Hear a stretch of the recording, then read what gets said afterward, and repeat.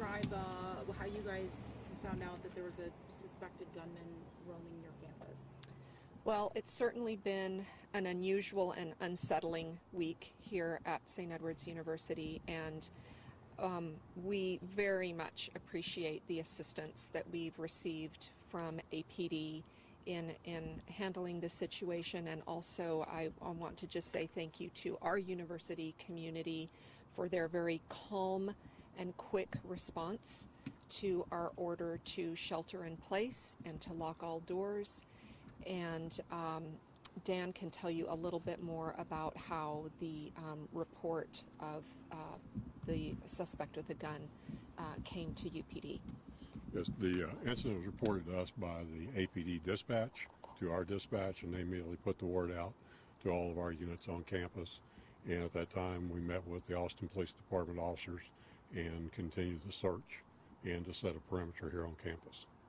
And we understand there was an alleged assault yesterday on the track. Can you just clarify if those suspects are related? We understand the descriptions were similar. The descriptions were vaguely similar, but we have no reason to believe that they're related to each other. And what will you guys do? You look here when you address the question. What will you guys do moving forward? We've talked to a couple of kids here that say they have no fear at all. They're just going about their lives. But certainly with what's happened lately, you guys have to have some sort of heightened concern, right? Certainly, the police department has a heightened level of concern, and we've taken additional steps, such as increasing our patrols. But college students are what college students are, and so they have their own opinions. But that doesn't necessarily influence what the police department does. We do whatever's necessary to keep our community safe as we feel that we possibly can. And I'd add, we got a great deal of assistance today, not just from the Austin Police Department, but Travis County Sheriff's Department asked me if they needed help, they would send it, as well as DPS. So we had ample amount of assistance if we had needed it. What training has the department undergone to prepare you for something like today? For today, this is actually really a normal patrol procedure that we train for all the time. As for setting perimeters and doing building searches, campus searches for any kind of suspect, whether it be somebody that we're looking for or the Austin Police Department that they have reason to believe is here on campus. And Well, I just wanted to add that St. Edward's University has 13 full-time sworn officers on this campus, full-time sworn officers, and they provide safety and security resources for the campus 24 hours a day, 7 days a week. They're always here. But do you envision a future where the campus will be fenced off and there will be some sort of harder measures to get on? Right now you can drive in and out. Do you think that will change? St. Edward's, you're right, St. Edward's is an open campus, and we are right on the edge of a very busy metropolitan area. We are in a city, and that's not unusual for a university campus, and we want people to feel welcome to come to our campus. This is a campus that's in the middle of a community. We want people to feel welcome and safe here. Unfortunately, when you're in a city, there are always going to be safety concerns, and yes, sometimes unwelcome visitors and situations that begin off campus make their way on campus, and that's why the training of our UPD officers and our collaboration with APD is so critical, because they can work together very quickly to address issues similar to what happened today. And we had heard that a student lent the suspect her phone. Did she know this person was a violent suspect?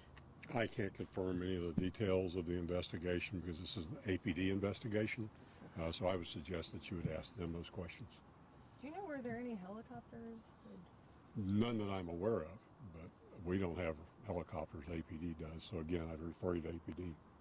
Can you talk about the search through campus, how you guys kind of went around?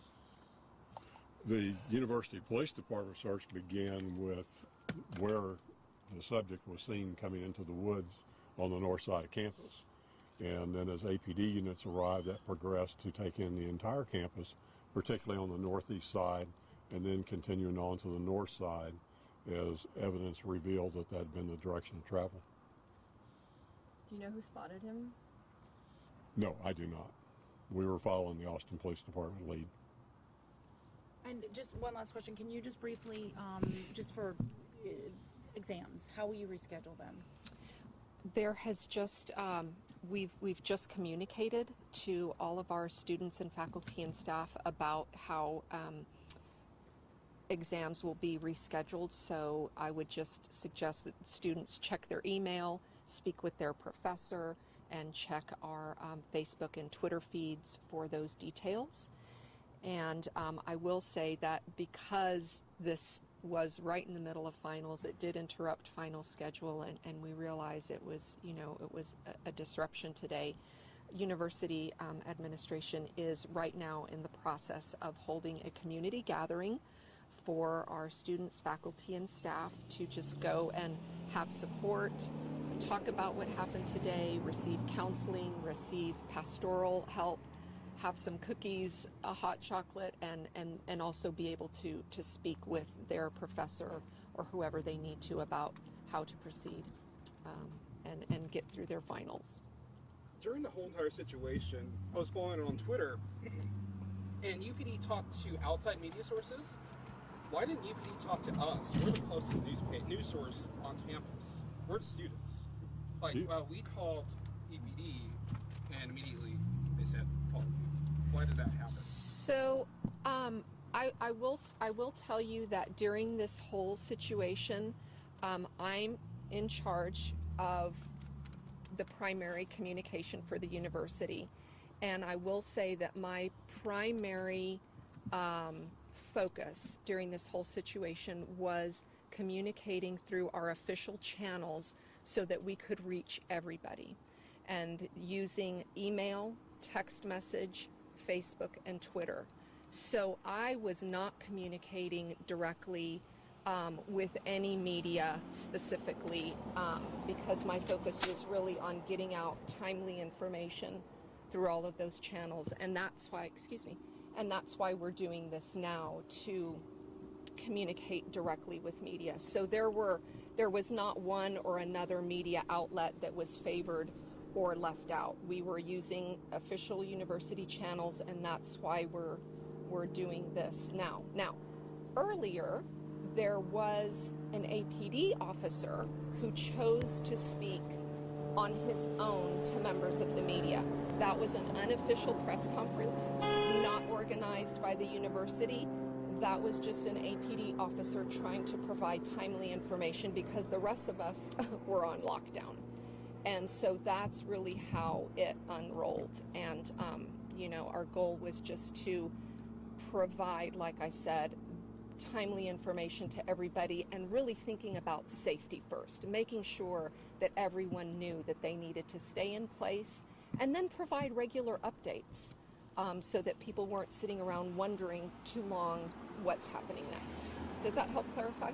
Okay, great. Was there any disconnect between, we were told there was no threat, and then we would ask some students and they were like, oh no, we're still on lockdown, we haven't heard anything different. What about that delay? So we were aware that there were at least one or more media outlets that were reporting too early that the shelter in place had been lifted when it had not in fact been lifted. They reported when APD left campus. That part was accurate, but the university is the only one that makes the decision when we're done sheltering in place, and we were not released yet from sheltering in place until you saw the message go out on social media. That's when our shelter in place ended. Great. Do you have any more questions? Do you have any updates on yesterday's case? The suspect is still at large, and there's no new leads that we're aware of right now. Will you be keeping everybody updated on the whole situation for that? Like if he's caught? Oh, absolutely. In either one of these cases, when a suspect is apprehended, as soon as we know about it, we'll make that known to the university community.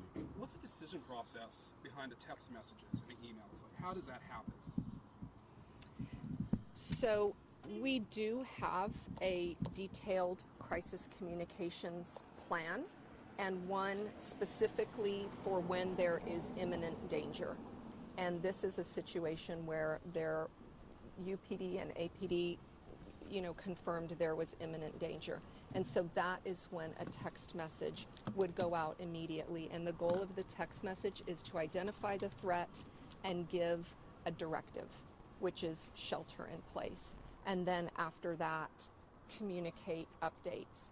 And we have multiple channels because we can't guarantee that everybody's in front of their email or has their phone. And that's why we really try to use everything. That's why we use text, email, social media. And then our members of the community media are very helpful in getting the word out as well. Going back to yesterday, why was there such a delay? Like, I guess it was a couple of hours between when the assault happened and when it was reported to students. I think it was at 11:45, and then it was reported to students at 1-ish, I believe. I believe that was a direct result of when the student reported the crime, and then the time that it took to gather that information from the student, assess the student's safety, and then communicate immediately. Does that help? Okay. Thank you. All right, thanks, Thanks. guys. Michelle,